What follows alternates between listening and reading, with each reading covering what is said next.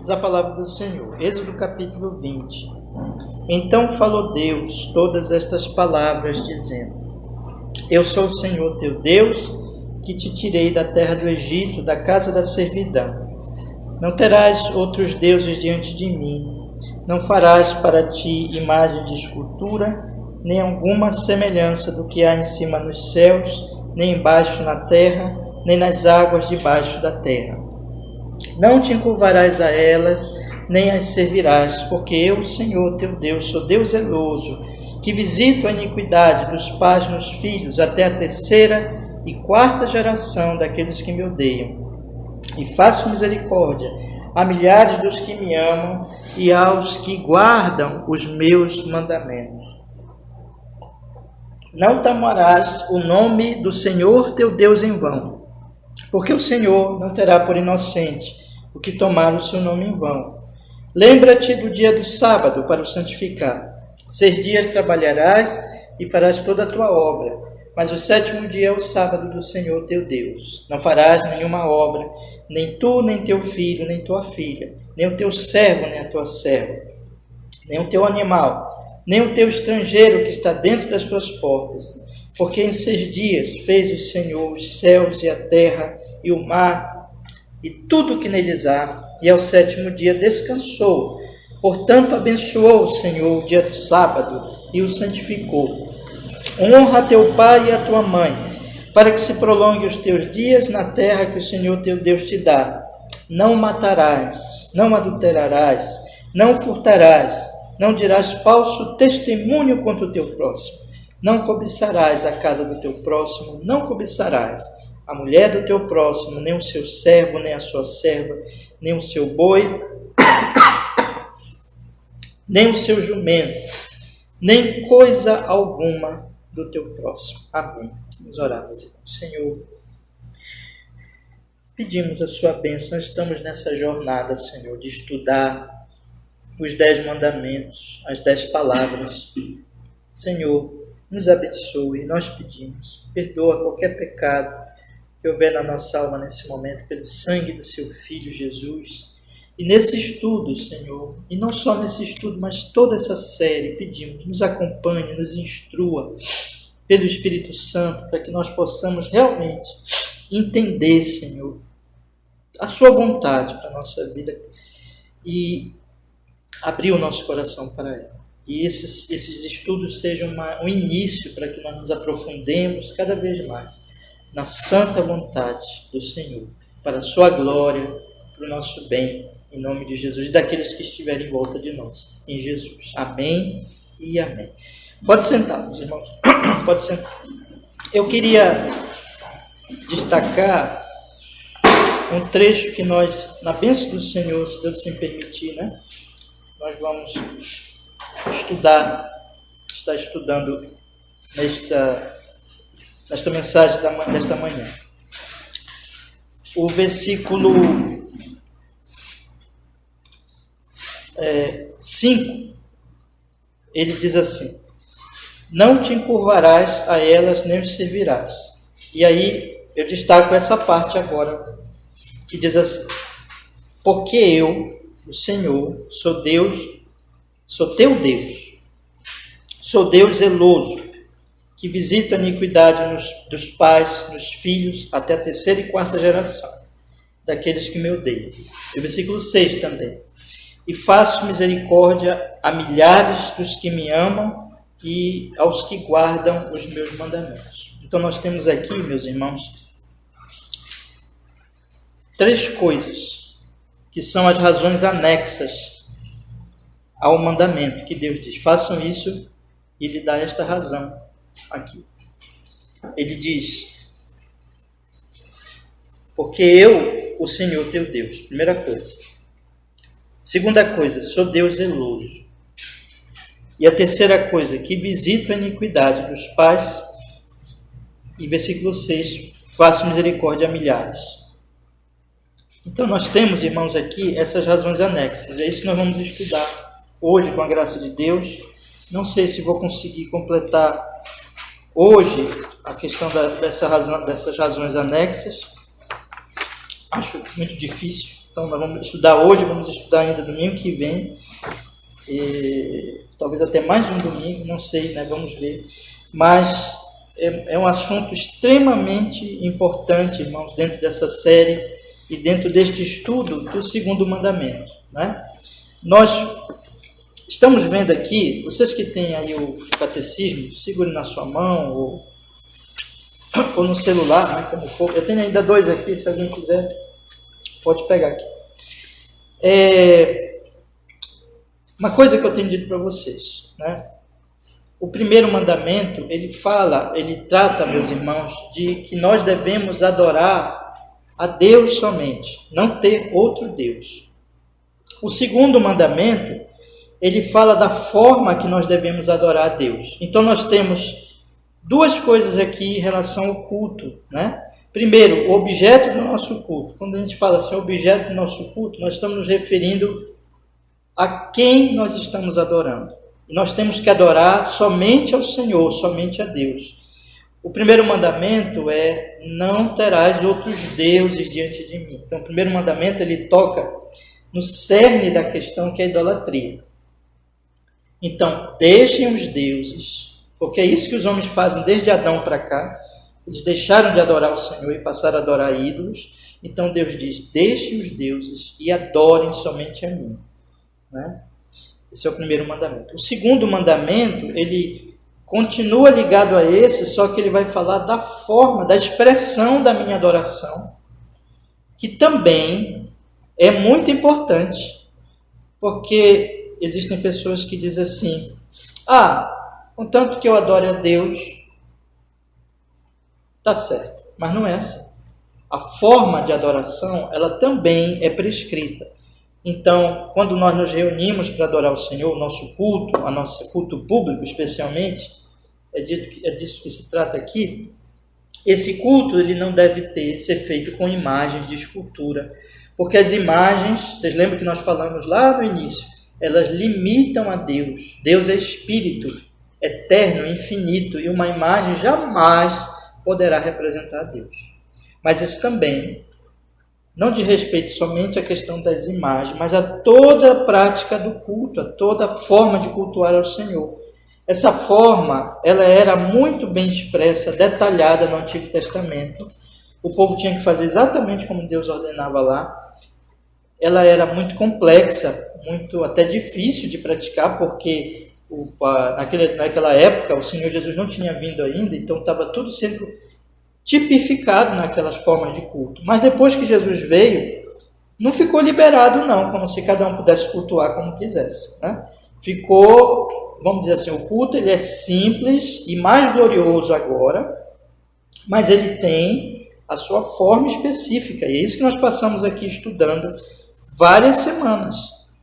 Nós temos aqui na pergunta 108, que nós temos esses elementos de culto, que é a oração, as ações de graça em nome de Cristo, a leitura, a prédica, o ouvir a palavra de Deus, a administração, a recepção dos sacramentos, o governo, a disciplina, o ministério, a manutenção, o jejum, o juramento, os votos.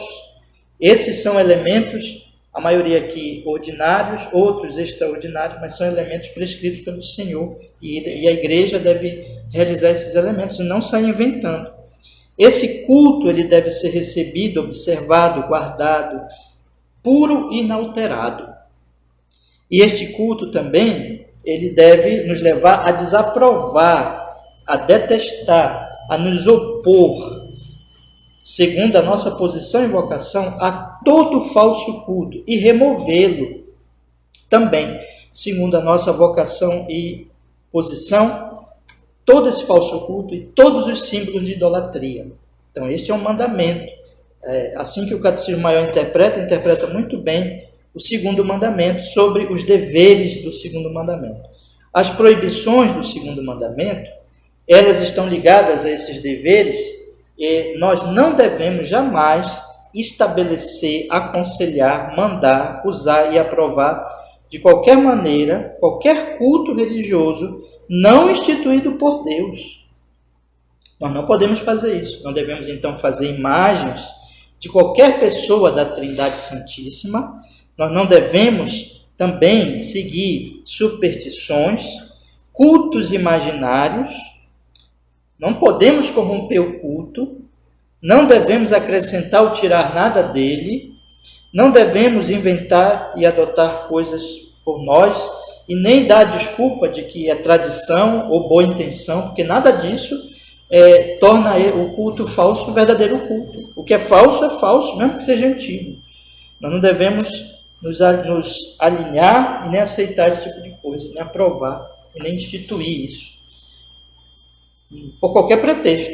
Devemos rejeitar simonia, já tratei desses pecados aqui, sacrilégio, negligência.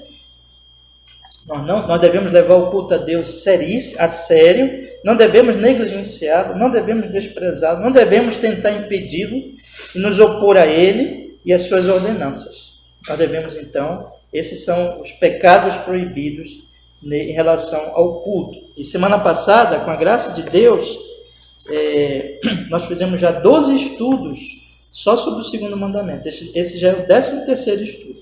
Então, pela graça de Deus, nós ficamos aqui falando por 12 estudos sobre lemos o Catecismo Ortodoxo e o Catecismo Maior, falando do que significa esse mandamento, quais são os seus deveres, quais são as suas proibições. E agora nós vamos chegar à conclusão, olhando exatamente para as razões anexas.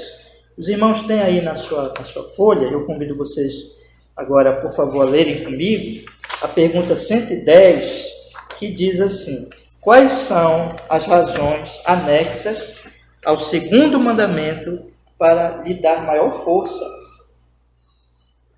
Observem que o Catecismo Maior, muito bem, aqui de forma muito sábia, coloca não somente não pergunta somente quais são as razões, mas diz o motivo delas existirem, delas estarem aqui. Essas razões são para dar maior força ao mandamento. Nós vamos observar, meus irmãos, que nós não estamos aqui falando de coisas humanas e que podem ser tratadas com leviandade, mas nós estamos aqui falando do culto ao Senhor. Uma coisa que eu tenho procurado passar para meus irmãos é que, se nós estamos falando de Deus, nós estamos falando da pessoa santíssima e da pessoa mais importante, do ser, né, daquele que é realmente eterno, e tudo que diz respeito a ele tem que levar em consideração isso, de quem nós estamos falando, a quem nós estamos adorando. Então isso vai dar muito valor ao culto e trazer para o culto assim uma importância, meus irmãos, que nós não podemos esquecer.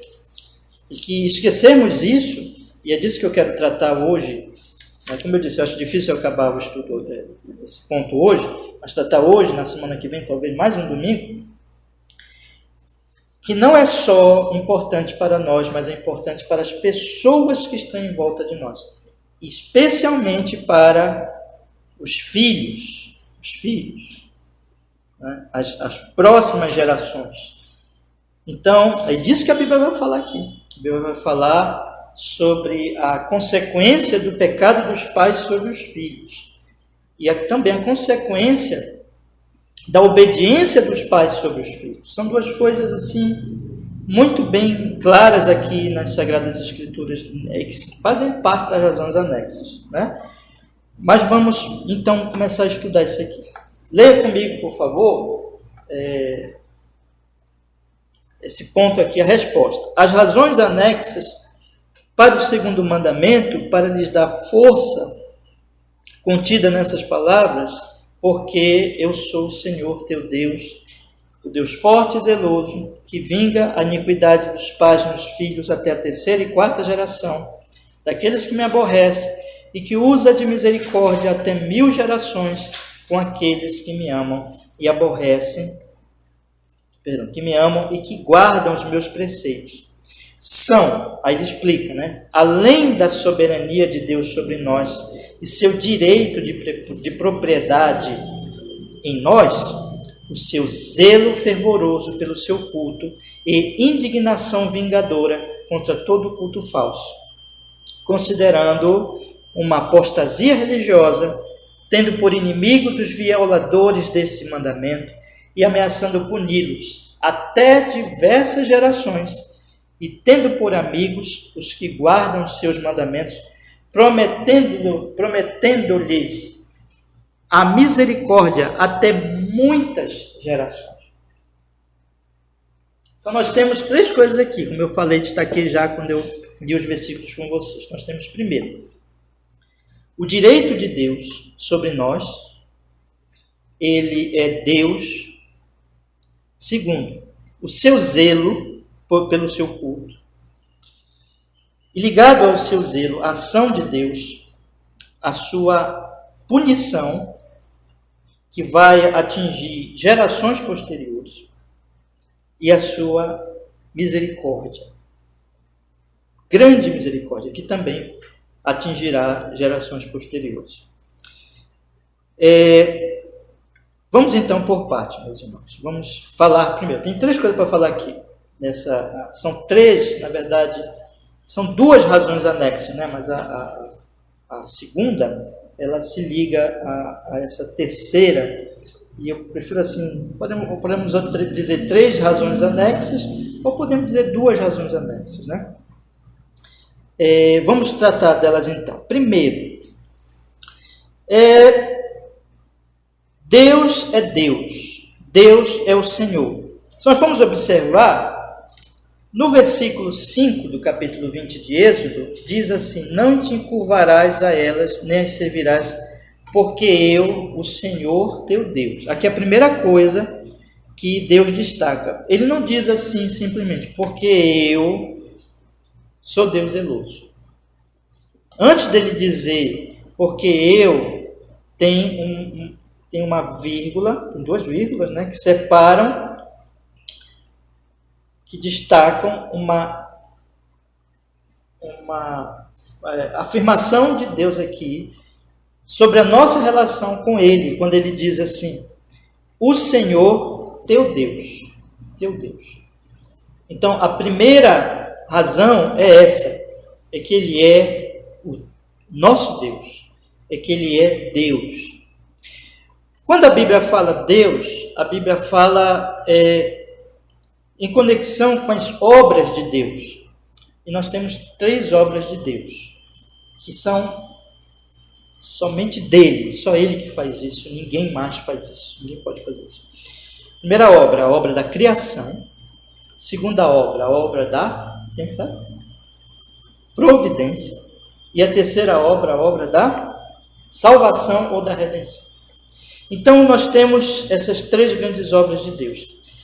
A Bíblia diz que só há este Deus, e Ele é o único Deus, único Senhor.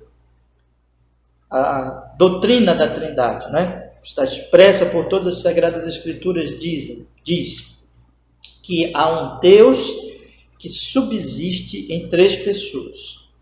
Então, uma única essência divina, em que o Pai é Deus, o Filho é Deus, o Espírito é Deus. Essas três benditas pessoas, elas compartilham desta única essência divina. Um único Deus, três pessoas. Este Deus único é o único também Criador. Foi Ele que nos criou e Ele criou todas as coisas, absolutamente.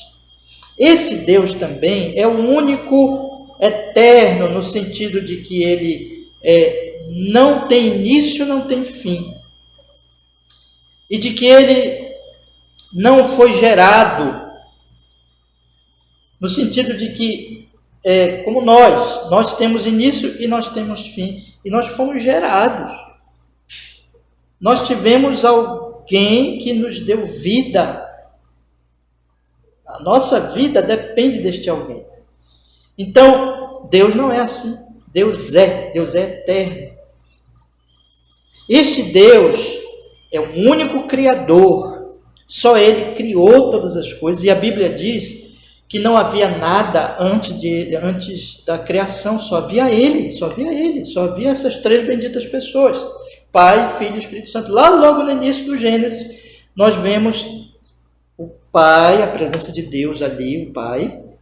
Nós vemos a presença do Filho, porque ele é o Verbo, ele é a palavra, e nós vemos a presença do Espírito Santo ali. Antes não havia nada. Deus criou tudo do nada. Não há matéria eterna, a matéria não é eterna, a matéria ela é criada, a matéria Deus criou todas as coisas pela sua palavra, pelo seu poder, do nada. Esse Deus também é aquele que governa todas as coisas, ele mantém e governa tudo. Ele não é um Deus que criou essas coisas e que se ausentou delas, mas que ele continua presente, atuando, governando, sustentando todas as coisas. A palavra de Deus diz, por exemplo, o apóstolo Paulo diz naquele grande discurso, que nele nós existimos, nós nos movemos, nós respiramos nele, dele vem a nossa respiração, o nosso fôlego, e não somente nós, de nós seres humanos, mas todas as coisas, animadas e inanimadas. As coisas são mantidas, os seres todos são mantidos pelo seu poder, pela sua potência. Continuamente o Senhor está governando e o Senhor está sustentando todas as coisas de maneira que nada subsiste sem Ele. Nele nós existimos, nele nós subsistimos. Nós estamos então aqui, por exemplo, nesta manhã, e os irmãos são criaturas dele, e os irmãos saíram agora das suas casas, usaram das suas forças, andaram, caminharam até aqui, e isso foi ele que fez com que vocês andassem, e é ele que está dando a respiração a vocês, e é ele que está mantendo todos os seus sistemas corporais, seu coração, seu pulmão, todos os seus órgãos, além de dar o ar para nós. É ele que levantou esse sol, e é ele que está sustentando. Hoje pela manhã eu acordei, fui lá fora no quintal, aí eu olhei assim nessa direção, estava lá a lua, de manhã já, e a lua então percorreu o seu caminho, ela estava lá. É o Senhor que está sustentando a lua, e ele criou sol, lua, estrelas, todas as coisas, seres visíveis e invisíveis, homens e anjos, animais, minerais, todas as criaturas ele criou e ele sustenta todas as coisas. A hora que ele diz morre, tudo morre. A hora que ele tira o fôlego, acaba o fôlego.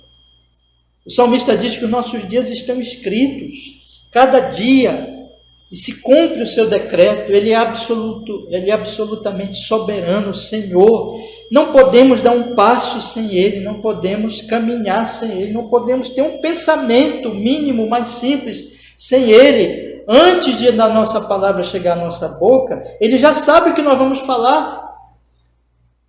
Ele nos conhece por inteiro. Ele é o Senhor, Criador e mantenedor. E dentro do seu decreto também, Ele decidiu salvar um povo. Anjos e homens caíram, também porque ele permitiu, ele tem um propósito nisso, glorioso, mas ele também no seu propósito não quis salvar anjos que caíram, esses estão perdidos para sempre, mas ele decidiu soberanamente, por sua vontade, livre e soberana, que não tem que perguntar nada a ninguém, porque ele somente é Deus, ele decidiu da raça humana, que vai nascendo, né? Diferente dos anjos que são criados de uma vez só, mas dessa raça que vai nascendo de geração em geração. Ainda tem gente nascendo hoje, vai ter gente nascendo amanhã e continuar nascendo até Jesus voltar. Mas dessa raça humana, que ele conhece todos, ele decretou a vida de todos e os dias de todos, ele sabe quem vai nascer e ele já tem um dia que Jesus vai voltar, o Filho, para estabelecer novo céu e nova terra. Então, toda essa raça ele decidiu escolher um povo para si, mandar o Filho dele para que ele morresse por essas pessoas, especificamente derramasse seu sangue por elas, e essas pessoas vão habitar com ele para sempre no novo céu e na nova terra, tendo Cristo como seu cabeça na Nova Jerusalém. É Ele que está fazendo tudo isso. Este é o Senhor. Ele levanta reis, Ele derruba reis. Ele faz... Quem vai ganhar essa eleição para presidente neste ano, se é que vai ter eleição, porque nós não sabemos nem o dia da volta de Jesus, e nem o que pode acontecer nesse país, mas Ele sabe, Ele já decretou todas as coisas. Mas se houver eleição, e o que for eleito vai ser o que Ele já escolheu. E Ele tem os seus propósitos. Ele governa sobre os Estados Unidos, a maior potência mundial. Ele governa sobre a Rússia. Ele governa sobre as nações. Os corações dos reis estão na mão dele. Ele é absoluto Senhor. Ele governa sobre o diabo. O diabo, os demônios, os homens pecadores e ímpios não estão vivendo e não estão à revelia, como se ele não tivesse domínio sobre eles. Ele tem o domínio sobre eles. E Ele controla-os. E até os pecados deles Ele contém ou ainda permite para um propósito glorioso que só Ele conhece. Seus caminhos são sempre justos, são bons, Ele é sapientíssimo, Ele é Deus de toda justiça, e o resultado final de toda a sua obra será a glória do seu nome e o bem do seu povo, da sua igreja santíssima, através da qual Ele vai mostrar mais ainda a glória. E a Bíblia diz que até os anjos estão aprendendo com a obra que Ele está fazendo na igreja. Todas essas coisas, meus irmãos, que eu estou lhes afirmando aqui, eu não tirei da minha cabeça, mas estão nas Sagradas Escrituras. E vocês podem ler e confirmar nas Sagradas Escrituras. E por que eu estou dizendo isso? É porque nós estamos falando, nós estamos aqui nesta manhã, e se Deus permitir estaremos à noite também, nós estamos aqui diante desse Deus. Esse lugar é tão simples, essas cadeiras são tão humildes. Nenhum aqui é rico, ou tem um grande nome neste mundo, não é verdade? A maioria das pessoas nem nos conhece. Mas nós estamos aqui reunidos em o nome de Cristo, para adorarmos esse Deus. De maneira que não importa nós, não importa o lugar, não importa nem mesmo a quantidade de pessoas que estão aqui nesse momento, o que importa é a quem nós estamos adorando. E todo aquele, observe bem, nós vamos estudar, se Deus quiser, no terceiro mandamento, o nome de Deus, o uso do nome de Deus. Todo aquele que nesta manhã ou neste dia se reúne em nome de Cristo e diz que está se reunindo em nome dele. E existem milhares de congregações assim em todo o mundo. No Brasil, em todos os países que estão, como nós aqui, se reunindo e dizendo, nós estamos nos reunindo em nome de Cristo para adorar o Deus eterno. Todos aqueles, irmãos, que ousam fazer isso, têm que entender a seriedade do que estão fazendo. Porque nós não estamos fazendo uma reuniãozinha social. Nós não estamos nos reunindo para fazermos uma brincadeira, uma festinha, uma comemoração de aniversário, mesmo que seja do presidente da República. Isso não é nada. Mas nós estamos ousando usar o nome dele, Santíssimo, desse Deus, e o nome de seu Filho, que o Salmo 2 diz que nós devemos beijá-lo e honrá-lo. Nós estamos ousando nos reunir em nome dele e dizer que estamos fazendo isso.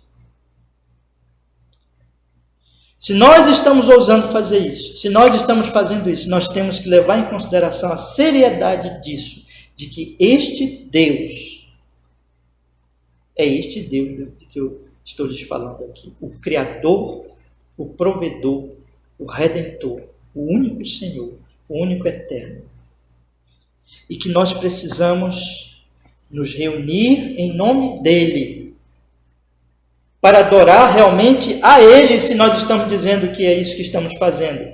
Não podemos usá-lo. Imagine a ousadia de quem nesta manhã e neste dia se reúne dizendo que é em nome dele, cita ele, fala dele, fala de Cristo, sem nenhum temor, mas no final das contas está adorando outra coisa.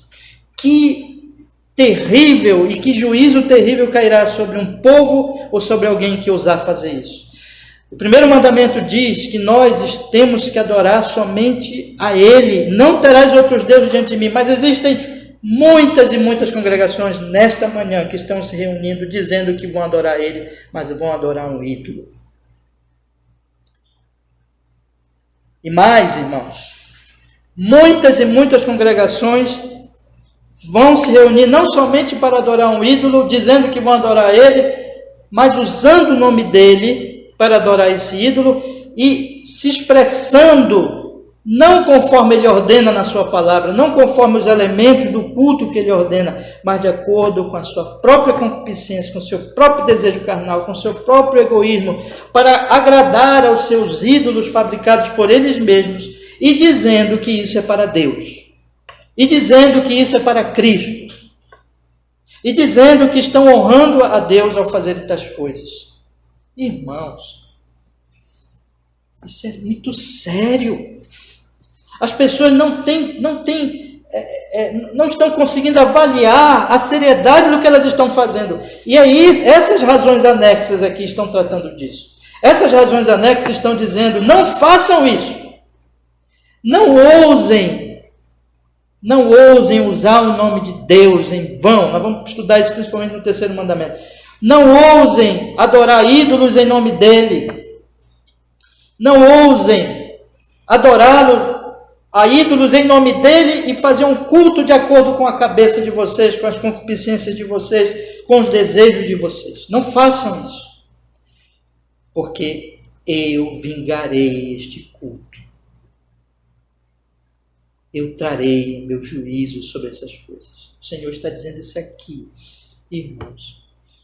Nós temos que tremer diante de tanta idolatria no meio chamado cristão nesse país, no meio chamado cristão por todo este mundo, porque Deus trará o seu juízo muito em breve. As pessoas estão usando o nome de Deus.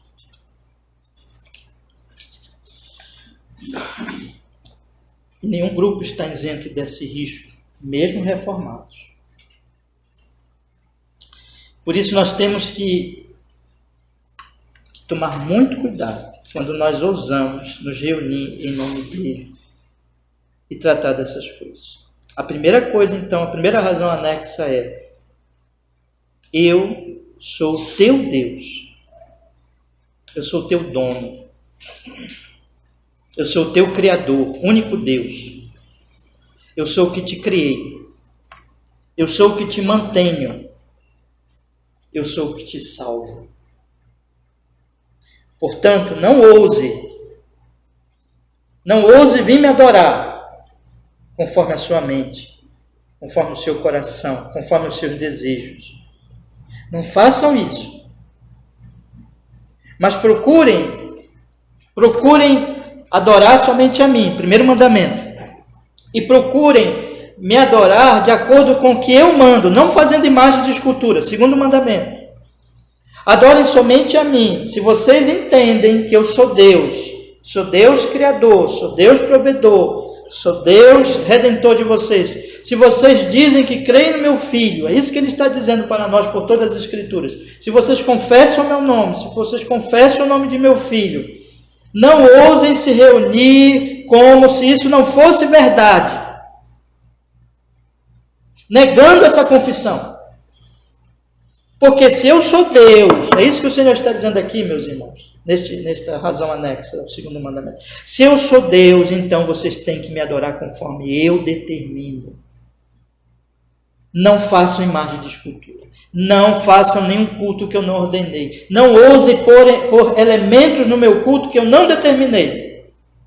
Não ousem, como acontece nas imagens, me rebaixar a uma imagem de escultura. Eu que sou eterno, Deus Espírito, Deus que é Espírito eterno, puríssimo, não ousem me comparar com uma imagem de escultura. Não denigram o meu nome santíssimo. dessa forma. Mas procurem me adorar conforme eu determino, conforme eu mostro na minha palavra. E nós, para o tempo do Novo Testamento, conforme ele tem mostrado no Novo Testamento, meus irmãos, esses elementos do culto, eles precisam ser seguidos, porque nós não estamos aqui para fazer uma reunião social, mas nós estamos aqui para bendizer, para glorificar, para cultuar ao Deus eterno. E este Deus eterno, ele deve ser adorado conforme ele ordena, conforme ele prescreve, conforme ele determina na sua palavra. E isso, quando nós fazemos isso, nós estamos dizendo, sim, Senhor, nós cremos realmente no Senhor e nós estamos adorando realmente ao Senhor. Mas se nós ousarmos inventar os nossos cultos, meus irmãos, na verdade nós estamos adorando um ídolo, dizendo que estamos adorando a Ele e ousando usar o nome de Cristo para adorar um ídolo. E Ele vai trazer juízo sobre isso. Isso é uma palavra dura? Sim, mas essa é uma palavra bíblica e real. E de que nós não estamos aqui, irmãos, apenas para, vamos aqui, porque eu gosto de ir na igreja, porque é bom encontrar os irmãos, porque é bom estarmos juntos. Não, nós estamos aqui levando em conta a seriedade do momento. Eu já disse para vocês que esse momento é o momento mais sério, mais importante da nossa semana. E que nós não devemos negligenciado, mas nos preparamos para Ele e fazemos isso aqui de acordo com o que Ele quer, desde o nosso coração, as nossas atitudes e todas as coisas. Então, primeiro é isso. Vamos ver aqui, irmãos, o Salmo. Eu vou pedir para vocês corrigirem, porque aqui no nosso... pedir para o Fernando dar para as irmãs aqui, Fernando. Chegar agora. Tá, obrigado. O Salmo... Vocês corrigem, irmãos, que aí está Salmo 14, 11, né? Mas é Salmo 45, 11, tá? Por favor, corrijam aí nessa folhinha aí. Aliás, já está corrigido para quem eu dei agora, né? Mas vocês que ainda não estão com aquela folha antiga, corrijam. Salmo 45, 11.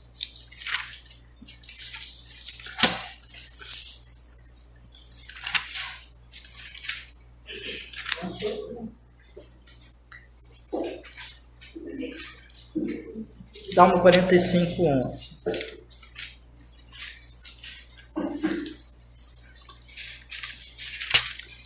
Diz assim a palavra do Senhor.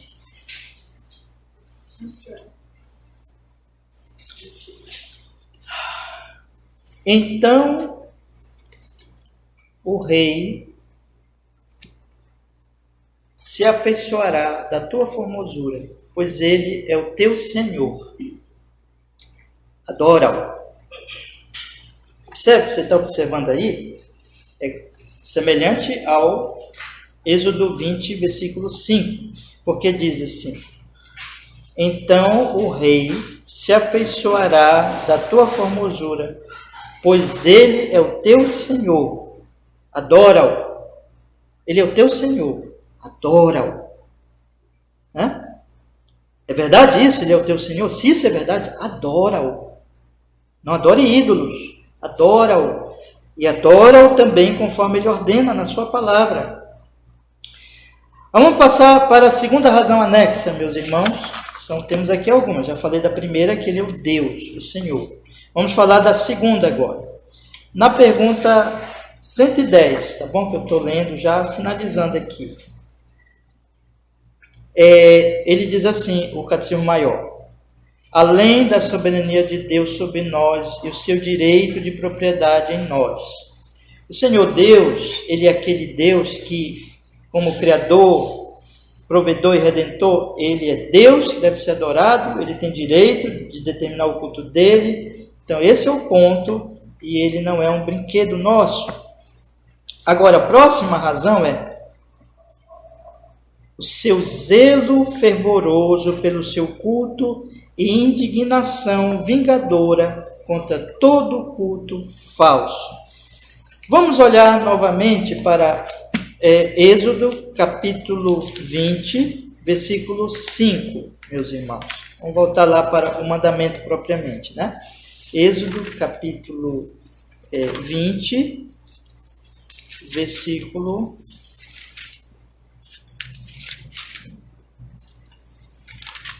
versículo 5.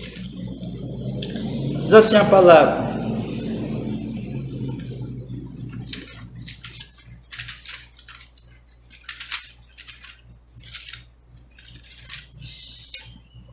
não te encurvarás a ela, nem servirás, porque eu sou, olha aqui, o Senhor teu Deus. Já tratei desse ponto. Agora o próximo é: sou Deus zeloso. Sou Deus zeloso.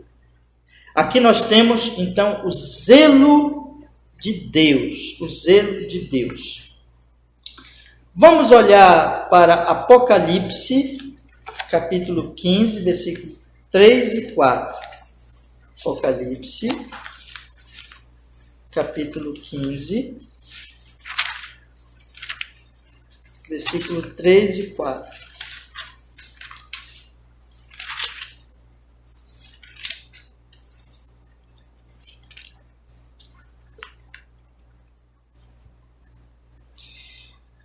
E cantavam o cântico de Moisés, servo de Deus, e o cântico do Cordeiro, dizendo: grandes e maravilhosas são as tuas obras, Senhor Deus Todo-Poderoso.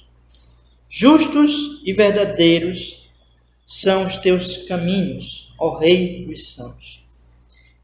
Quem te não temerá, ó Senhor, e não magnificará o teu nome? Porque só tu és santo. Por isso, as nações virão e adorarão diante de ti, porque os teus juízos são manifestos. Esse texto trata mais do fato de ele ser Senhor, mas vamos voltar agora para Êxodo, capítulo 34, versículo 13 e 14. Êxodo, capítulo 34, versículo 13 e 14.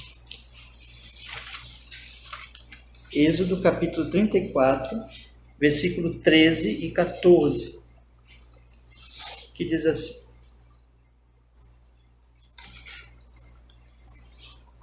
mas os teus altares derrubareis, e as suas estátuas quebrareis, e os seus bosques cortareis, porque não te inclinarás diante de outro Deus, pois o nome do Senhor é zeloso, é um Deus zeloso.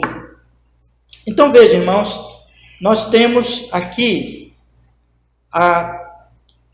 que Deus ele quer exclusivismo.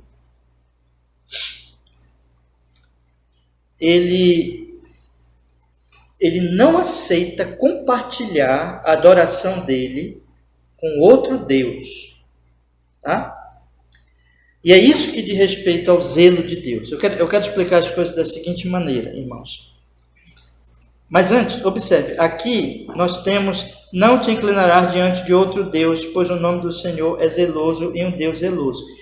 Qual é esse mandamento aqui? Não te inclinarás diante de outro Deus, pois o nome do Senhor do Senhor é zeloso e é um Deus zeloso. Esse mandamento aqui é o primeiro ou o segundo? Só o segundo? O que será? O que os irmãos acham? Olha, vou ler de novo. Porque não te inclinarás diante de outro Deus, pois o nome do Senhor é zeloso, é um Deus zeloso. Vamos olhar o 20. Não fechei aí, tá? O 34. Mas vamos olhar aqui o 20, capítulo 20, onde estão os mandamentos, né? Qual é o primeiro mandamento? Versículo 3. 23. Não terás outros deuses diante de mim. Então, este mandamento, esse versículo 15, esse versículo 14 do 34, se nós formos fazer uma comparação agora, porque não te inclinarás diante de outro Deus. Então, ele envolve o primeiro mandamento. Tá? Mas vamos agora ver o segundo mandamento, lá no 20. Que a irmã Silvana está certa também. Vou mostrar para vocês. Quando diz aqui no versículo 4: não farás para ti imagem de escultura, nem alguma semelhança do que há em cima nos céus, nem embaixo na terra, nem nas águas debaixo da terra. Não te encurvarás a ela, nem as servirás. O que diz o 14? Não te inclinarás diante de outro Deus. Então aqui já é o segundo mandamento. Então são os dois mandamentos aqui. Na verdade, uma coisa puxa a outra. Por quê? O que eu queria enfatizar para os irmãos é que o mandamento primeiro é: não adore falso Deus, adore o único Deus. O segundo mandamento é: não faça imagem de escultura. Quando é que a pessoa faz imagem de escultura? É quando ela já quebra o primeiro, não é verdade? Porque ela vai adorar falso Deus. E quando ela adora falso Deus, ela faz imagem de escultura. Como é que isso acontece hoje, no contexto da igreja contemporânea? É assim. A Bíblia diz para nós nos reunirmos para adorarmos um único Deus verdadeiro e não adorarmos ídolos. Então, todo domingo de manhã e à noite, quando nós nos reunimos, nós temos que fazer isso. Nós não temos que nos reunir para adorar ídolos, mas para adorar o único Senhor. Ok, entendido isso. Agora, segunda coisa, como nós vamos fazer isso? Como nós vamos realizar esse culto? Se nós fizermos imagem de escultura, nós vamos estar adorando este Deus? Não, porque ele já diz no segundo mandamento: não façam imagem de escultura. Mas se nós dissermos assim: não, nós vamos fazer sim, nós achamos que não tem problema, nós podemos adorar sim ao Deus verdadeiro fazendo uma imagem de escultura, nós vamos estar adorando o Deus verdadeiro? Não, porque o Deus verdadeiro não pode ser representado numa imagem de escultura. A partir do momento que nós estamos fazendo uma imagem de escultura, nós estamos adorando um Deus da nossa cabeça, dizendo que estamos adorando o Deus verdadeiro. Compreende a sutileza? É muito sutil isso aí, mas é isso que nós estamos fazendo, né? E muitas igrejas se reúnem para adorar ídolos, dizendo que estão adorando a Deus. Como é que isso vai se representar na forma de culto? Ora, a forma do culto vai mostrar que, no final das contas, eles não estão adorando Deus verdadeiro, eles estão adorando um ídolo. Irmãos, a partir do momento, por exemplo, que... Vou tentar dar um exemplo contemporâneo aqui para vocês. Esses dias, tem um documentário que eu queria recomendar para vocês, está na Discovery, que trata... Esses dias eu assisti, acabei de assistir ontem. Ele trata de um escândalo de uma mega igreja. Essa mega igreja ela veio da Austrália e ela está se espalhando pelo mundo, né? E foi para os Estados Unidos. A informação que eu tenho é que tem uma dessa igreja aqui no Brasil, e eles chegam assim, irmãos, e o culto deles é um show. Você não tem diferença nenhuma entre um culto e um show, por exemplo, de rock, de qualquer coisa, sabe? É um show. O pastor não é um ministro da palavra. O pastor, ele vira uma celebridade, ele vira um artista, né? E os músicos, os instrumentos, o palco, tudo o ambiente todo é para produzir um efeito de show, para atrair as multidões, e atrai, assim, arrebata muitos jovens. Essa igreja ela é gigante, ela reúne milhares de pessoas, né? E vocês assistem lá o documentário, o que está por trás dessa igreja, escândalos sexuais, um monte de coisa lá. Mas esse não é o meu ponto agora. O meu ponto é mostrar para vocês que aquele culto, veja, eles dizem que se reúnem em nome de Deus, eles dizem que se reúnem em nome de Cristo, mas ali é show para agradar os homens, para atrair os jovens, para fazer os jovens se emocionarem, dançarem, se divertirem. A forma do culto mostra que, na verdade, apesar de falar em nome de Deus, apesar de falar em nome de Cristo, a forma do culto denuncia que ali Cristo é só um pretexto para que eles adorem um ídolo, um Deus, que é o Deus do show, é o Deus da atratividade visual, é o Deus que agrada as multidões. Só para dar um exemplo, irmãos. Mas assista lá esse documentário, é muito, muito interessante, né? Então, você percebe que a partir do momento que se adora um Deus falso, as expressões de culto, elas não vão ser bíblicas. Vai começar a ter imagens. Você entra numa igreja, por exemplo, católico-romana. Ali eles dizem que adoram a Deus, ali eles dizem que são uma igreja cristã. Mas as imagens denunciam que não. Não é verdade. Ali tem uma adoração a ídolos. A forma do culto denuncia se aquela igreja é verdadeira, se aquela igreja adora realmente a Cristo. Por quê? Onde Cristo estiver sendo adorado, irmãos, o pastor, quem canta, vai ficando, sabe? Vai ficando assim, quase desaparece. E o que importa é Cristo. Tudo, cadeiras, instrumento, púlpito, tudo é apenas um acessório, é uma ajuda, né? Mas não é a coisa em si.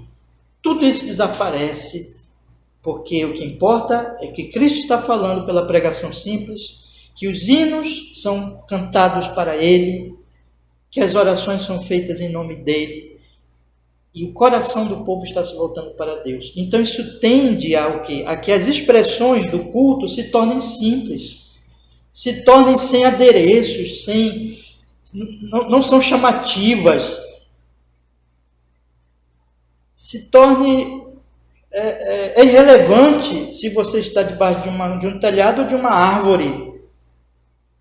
Nesse sentido, é melhor estar debaixo de um telhado, porque você vai pegar chuva, você vai se proteger do sol, essas coisas ajudam, mas não importa. As coisas, o principal ali é o Senhor.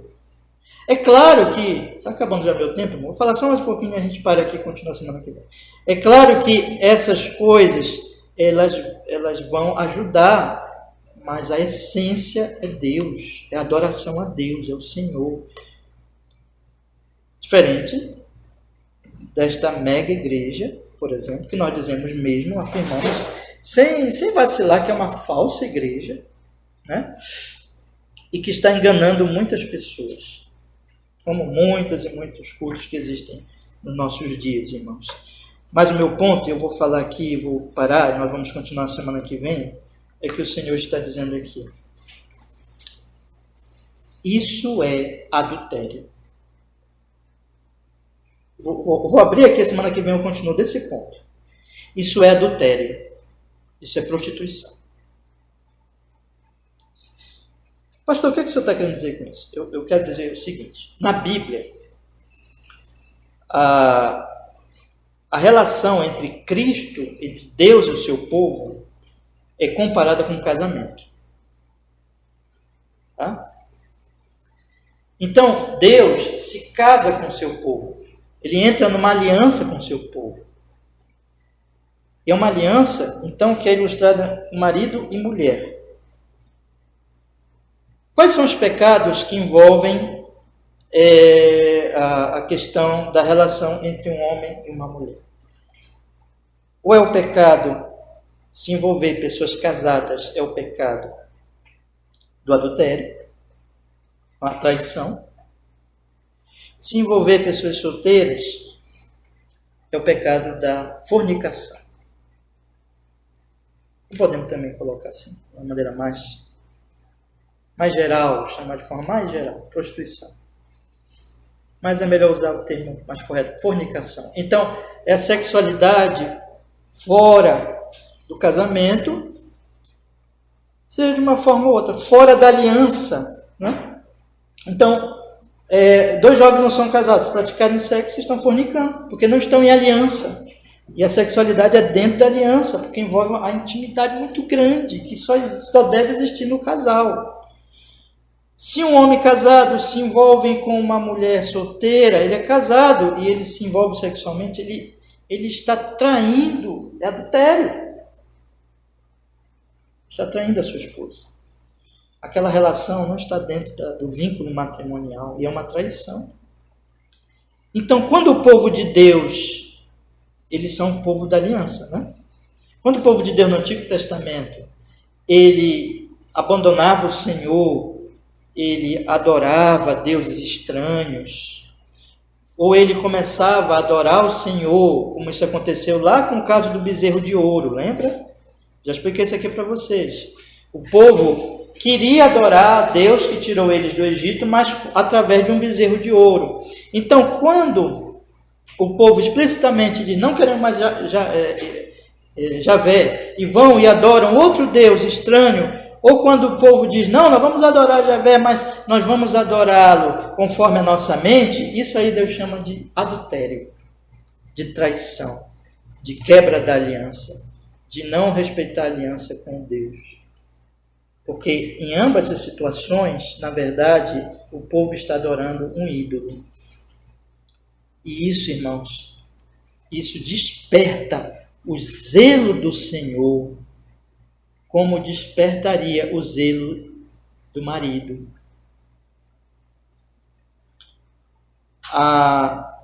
O casamento, ele deve ser honrado, ele deve ser respeitado. E o zelo, veja, não é ciúme. Ciúme, ele tem um significado um tanto negativo por causa da nossa pecaminosidade. Mas aqui a palavra, como um certo comentarista coloca aqui, foi muito bem traduzido. Poderia ter sido traduzido como ciúme, mas o ciúme, devido vamos dizer assim, a nossa fraqueza e que ele é muito misturado com o pecado, né? É melhor traduzir por zelo. Deus, ele é zeloso com a sua aliança. Deus, ele é zeloso com o seu compromisso. E quando o povo dele trai a ele, isso é uma traição, isso é uma alta traição. Então, Deus desperta o seu zelo, porque a aliança foi quebrada. A aliança não foi respeitada, a aliança do casamento. E Deus vai punir esta igreja, ou este povo adúltero, traidor. É assim que é a linguagem das Escrituras, irmãos, é assim que a Bíblia mostra. Então, pessoas que hoje se reúnem em nome de Cristo, se reúnem em nome de Deus, precisam entender que não é, sabe, irmãos? Estou aqui, tudo é Jesus, tudo é Deus, está tão gostoso. Como eu vi no documentário, por exemplo, os jovens vão lá e quando saem de lá, alguns que se decepcionaram depois, mas disseram assim, eu ia lá e era aquela palavra, eu sentia paz. Nós temos que entender que muitas vezes aquilo que nos agrada, muitas vezes aquilo que chama a atenção nossa, na verdade, é um ídolo. É um ídolo. E que aqueles que se reúnem para adorar ídolo, mencionando o nome de Deus, estão brincando com fogo. E o Senhor Deus vai trazer punição. Qual é a punição, irmãos? Semana que vem eu vou repisar, explicar, expandir mais o assunto, mas eu só estou abrindo aqui para vocês. Qual é a punição? Vamos olhar o capítulo 20, em que diz assim, versículo 5. Não te encurvarás a elas, nem as servirás, porque eu, Senhor teu Deus, sou Deus zeloso, que visito a iniquidade. Deus vai trazer uma visitação. Vai fazer uma visitação na sua ira. E que tipo de visitação é essa? Que visito a iniquidade dos pais nos filhos, até a 3ª e 4ª geração daqueles que me odeiam. E faço misericórdia a milhares dos que me amam e aos que guardam os meus mandamentos. Semana que vem, se Deus assim permitir, eu vou falar mais um pouco deste zelo do Senhor. Já expliquei aqui na respeito do casamento, vamos expandir, explicar melhor isso, ler mais alguns textos, e aí olharmos que este zelo se manifesta, essa manifestação, então, do zelo vingador de Deus, se manifesta nos pais e nos filhos, nas próximas gerações, né? Hoje é dia dos pais, né? Eu não gosto muito dessas coisas, meu irmão, vou confessar para você, o negócio de dia de pai, de mãe, para mim isso nunca foi importante, né? Mas Não tô criticando quem gosta, quem dê valor, né? Mas para mim é totalmente irrelevante. Mas vou dizer uma coisa para vocês. Vou dizer para vocês uma coisa. Dia de pai, já que hoje é dia de pai, né? É interessante a gente pensar nisso, né? Dia de pai, dia de mãe. Irmãos, isso aí é um fato. Que um exemplo de um pai influencia os filhos, influencia os netos. Um bom exemplo. E um mau exemplo também. Né? Na semana que vem a gente vai falar mais disso, tá bom? E o que a Bíblia está dizendo aqui é que isso é manifestação da ira ou da misericórdia. Tá? Semana que vem vamos falar disso. Vamos orar? Vamos pedir que o Senhor nos abençoe. Ó Deus, muito obrigado, porque nós tivemos aqui a oportunidade e o privilégio, Senhor, de estudar este mandamento, mais uma parte dele, mais um de seus ensinos preciosos. Ó Deus, tem misericórdia de nós. Que o Senhor, o Espírito Santo, possa nos ensinar, nos guiar e nos guardar, Senhor, de atitudes irreverentes, de atitudes sem consideração com o que nós estamos fazendo aqui. Qual é o nome que nós estamos mencionando? Que nós tenhamos consciência da seriedade do culto, do zelo do Senhor, para que possamos, Senhor, também reverenciar, conforme o Senhor mostra aqui, e procurar pelo seu Espírito, pela graça de Deus em Cristo, adorar de forma cada vez mais agradável. Senhor, purifica o nosso culto aqui na nossa igreja e nas igrejas no Brasil. Tem misericórdia. Oramos para que haja uma reforma, que as igrejas se voltem para o culto, para o Deus verdadeiro, para o culto conforme o Senhor prescreve, e que o seu nome tão santo, Senhor, seja glorificado em todas as coisas, em nome de Jesus. Que assim seja, Senhor, e as próximas gerações sejam muito abençoadas, os filhos, os netos, os bisnetos, em nome de Jesus, que assim seja. Amém.